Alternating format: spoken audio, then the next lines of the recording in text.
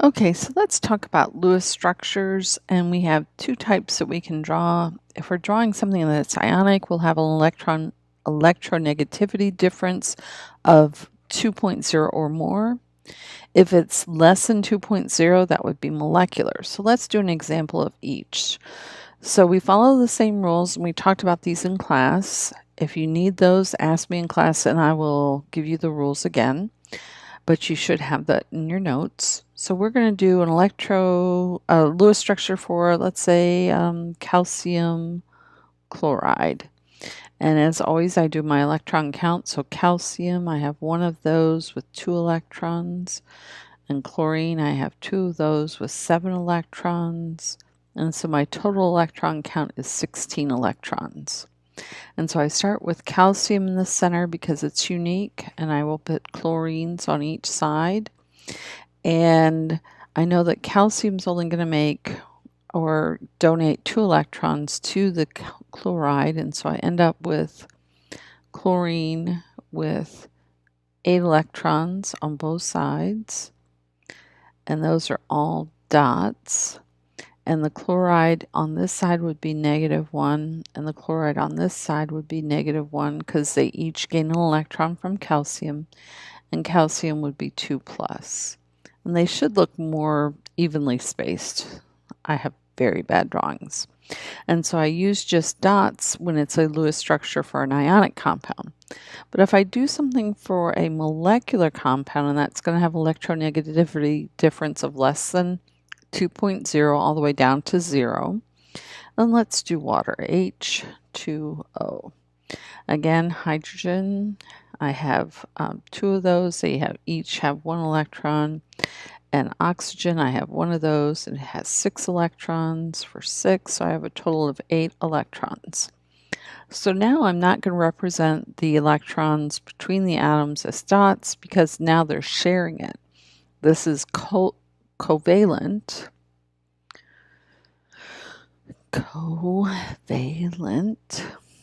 And so they're sharing either equally or unequally. And so if they're sharing equally, that would be nonpolar. And if they're sharing equally, or not equally, then it's polar covalent. So again, oxygen is going to go in the center. I'm going to attach each of my hydrogens to my oxygen, and I've used up 4 electrons, so I have 4 more electrons. Hydrogen will not take any more, and so I have to put the remaining 4 electrons on the oxygen as lone pairs. So that's 2 lone pairs. And that takes care of all of my electrons. And I've got 2, 4, 6, 8, which is how many I started with, so that checks out. I've used exactly the right number.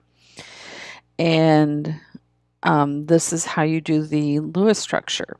If I also ask you for whether it's polar or nonpolar, you would look at the electronegativity charts that I gave you in class, which are back here.